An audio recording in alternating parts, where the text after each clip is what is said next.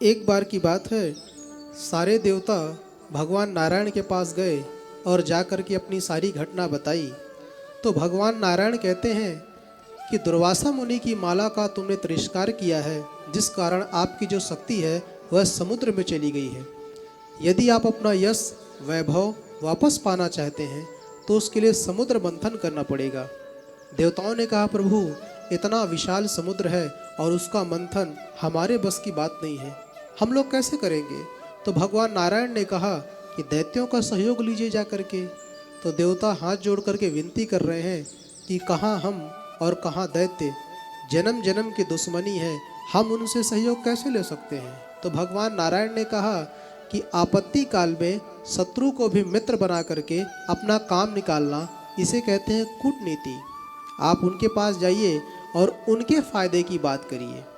सारे देवता दैत्यों के पास जाते हैं और दैत्यों के पास जा कर के कह रहे हैं कि हम दोनों भाई मिल कर के समुद्र मंथन करते हैं। तो पहले तो दैत्यों ने मना कर दिया कि हम समुद्र मंथन करने क्यों जाएंगे, इसमें हमारा क्या लाभ है। तो दैत्य कहते हैं कि समुद्र मंथन करने से उसमें से अमृत निकलेगा और दोनों भाई पी लेंगे, मरना किसी को है नहीं, फिर चाहे जितना लड़ते रहें। तो ये बात दैत्यों को जम गई। उन्होंने कहा ठीक है, समुद्र मंथन करते हैं। समुद्र मंथन जैसे ही प्रारंभ हुआ तो सबसे पहले मंदराचल पर्वत को लाया गया और मंदराचल पर्वत को लाने समय गणेश जी की पूजा करना भूल गए। तो गणेश जी नाराज हो गए, तो पर्वत वहाँ से उठ ही नहीं रहा था। सारे दैत्यों ने, सारे देवताओं ने भगवान नारायण का स्मरण किया। तो भगवान नारायण वहाँ पहुँचते हैं और एक ही हाथ से पर्वत को उठा करके लाए और समुद्र के किनारे रख दिया गया। अब पर्वत तो आ गया, अब रस्सी कहाँ से लाए मंथन करने के लिए। तो वासुकी नाम के जो सर्प थे उनके पास गए और जाकर उनसे विनती की कि आप चल करके समुद्र मंथन में अपना सहयोग दें। तो वासुकी नाग ने कहा, भाई हमारा इसमें लाभ क्या है, हम क्यों व्यर्थ में वहाँ पे जाएंगे।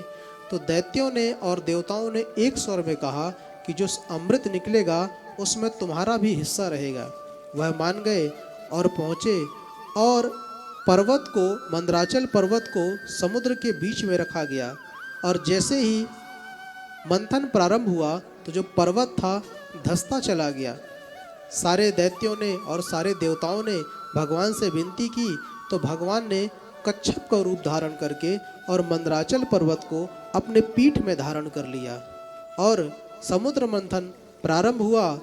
जैसे ही मंथन प्रारंभ हुआ तो सबसे पहले हलाहल विष निकला। इतना भयंकर विष था कि उस जहर को अगर धरती पर फेंक दिया जाता तो सारी धरती नष्ट हो जाती। तो सारे देवता भगवान नारायण के साथ भोलेनाथ की शरण में गए और इस हलाहल विष से हमारी रक्षा करें। सारे दैत्य और देवता क्या कहते हैं कि देव देव महादेव भूतात्मन भूत भावना, हे भोलेनाथ, हे संसार की रक्षा करने वाले भोलेनाथ, इस भयंकर विष से हमारी रक्षा करें।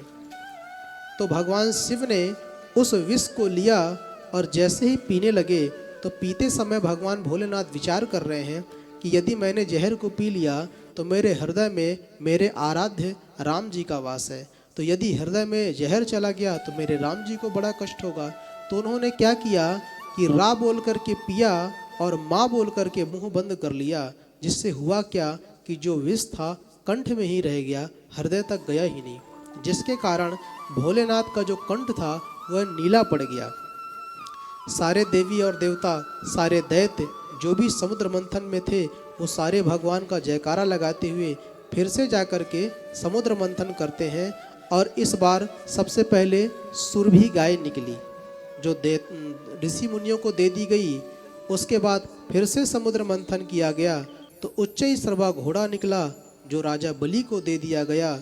उसके बाद ऐरावत हाथी निकला जिसे इंद्र ने ले लिया। कौस्तुभ मणि निकली जिसे भगवान नारायण ने ले ली। अप्सराएं निकली जो स्वर्ग में चली गईं। कल्प वृक्ष निकला जिसे भी स्वर्ग में भेज दिया गया। और अब की बार जैसे ही समुद्र मंथन प्रारंभ हुआ तो जैसे मानो बिजली सी चमक के गायब हो गई और समुद्र के मध्य में अचानक से समुद्र हिलोरे मारने लगा और बिजली चमकने लगी और समुद्र के बीच से साक्षात लक्ष्मी जी प्रकट हुई।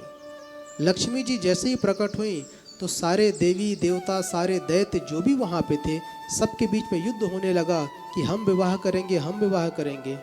तो भगवान नारायण ने कहा कि देखो भाई, लड़ाई झगड़ा मत करो, एक लाइन से पंक्तियों में सभी लोग बैठ जाओ। वह देवी जिसको पसंद करेंगी उसके गले में जयमाला डाल देंगी। तब तो सारे लोग वहाँ पे, ऋषि मुनि जो भी थे वहाँ पे बैठ गए और हाथ में जयमाला लेकर के लक्ष्मी जी आई। सबको कहीं ना कहीं देखा, सबको फेल करती गई। भोलेनाथ के पास भी आई, बोले भोलेनाथ बहुत अच्छे हैं, संसार का कल्याण चाहते हैं, पर इनके कपड़े अच्छे नहीं हैं। दुर्वासा मुनि के पास गए, बोले विद्वान हैं लेकिन क्रोध बहुत करते हैं, गुस्सा बहुत करते हैं। सबको कहीं ना कहीं करके सब में कमी निकाल दी और अलग थलग भगवान नारायण खड़े थे, उनके पास गई तो भगवान नारायण में कहीं कोई कमी नहीं। मंगलम भगवान विष्णु, मंगलम गरुणध्वजा, मंगलम पुंडरीकाक्षा, मंगलाय तनोहरि। उन्होंने अपनी माला और भगवान नारायण के गले में डाल दी। मैं आपको बता दूं कि लक्ष्मी को अपनी बेटी मान लीजिए, लक्ष्मी को अपनी बहन मान लीजिए, लक्ष्मी को अपनी माँ मान लीजिए, पर लक्ष्मी पति तो एक ही हैं, भगवान नारायण, और हमेशा वही रहेंगे। जो लक्ष्मी पति बनने की कोशिश करते हैं उनका हमेशा सर्वनाश ही होता है, क्योंकि लक्ष्मी नारायण के लिए ही बनी है और उनसे उनका विवाह हुआ। पुनः समुद्र मंथन किया गया। जैसे ही समुद्र मंथन हुआ तो सबसे पवित्र, सबसे कीमती और 14वां रत्न निकला, जिसे हम अमृत कहते हैं, जिसको लेकर के भगवान धन्वंतरी प्रकट हुए। जैसे ही अमृत निकला तो सारे दैत्य उस अमृत को लेकर के भागने लगे वहाँ से, और देवता देख रहे हैं, एक दूसरे के पीछे पीछे दौड़ रहे हैं। एक बार अमृत का कलश देवताओं के हाथ में, एक बार दैत्यों के हाथ में, इसी तरह गेंद की तरह अमृत के कलश को छलका रहे हैं। तो अमृत का जो कलश था ऐसे हिलते हिलते छलक गया। छलकते समय 4 स्थान में गिरा, तीर्थराज प्रयाग, हरिद्वार, उज्जैन और नासिक, जिसके फलस्वरूप इन्हीं 4 जगह पर महाकुंभ का पर्व हम लोग मनाते हैं। अब दैत्यों को लगा कि हम सारा अमृत पी लें, देवताओं को लग रहा है कि हम सारा अमृत पी लें। तो ऐसे में भगवान ने, मैं आपको बताऊं कि भगवान ने समुद्र मंथन के समय में 3 बार अवतार लिया है। कच्छप अवतार, धन्वंतरी अवतार और विश्व मोहिनी का अवतार। भगवान नारायण ने विश्व मोहिनी का अवतार लिया और उन्होंने देवताओं को और दैत्यों को अलग अलग बैठा दिया और दैत्यों से आकर कहा कि ये जो अमृत है ना, क्या है कि ऊपर का जो हिस्सा है वो पतला है और जो नीचे का हिस्सा वो गाढ़ा है। जैसे दाल होती है ना, दाल को बना करके रख देते हैं तो पानी पानी ऊपर हो जाता है। तो दैत्यों एक काम करते हैं, ऊपर का जो पानी वाला हिस्सा होता है वह मैं देवताओं को पिला देती हूँ और फिर नीचे जो गाढ़ा होगा मैं आप लोगों को पिला दूंगी। अब देवता मूर्ख भगवान की बातों में आ गए और लाइन से बैठ गए और भगवान ने सारा अमृत देवताओं को पिलाना प्रारंभ कर दिया। उनके बीच में एक दैत्य बैठा था जिसका नाम था स्वरभानु। स्वरभानु नाम का जो दैत्य था उसे शंका हो गई और आकर के सूर्य और चंद्र के बीच में बैठ गया और भगवान ने उसे भी अमृत पिला दिया। जैसे अमृत पिया उसके कंठ तक ही अमृत गया था तो सूर्य और चंद्र ने उसे पहचान लिया और भगवान को इशारा कर दिया कि प्रभु ये तो राक्षस है, व्यर्थ में ही इसने अमृत पी लिया। भगवान ने तुरंत ही सुदर्शन चक्र से उसका मस्तक काट दिया और जैसे ही मस्तक कटा तो स्वरभानु नाम का जो दैत्य था, राहु और केतु 2 भागों में विभक्त हो गया और उस दिन से लेकर के सूर्य और चंद्रमा को अपना शत्रु मानता है, जिससे आज भी वह सूर्य और चंद्रमा को ग्रहण लगाता है।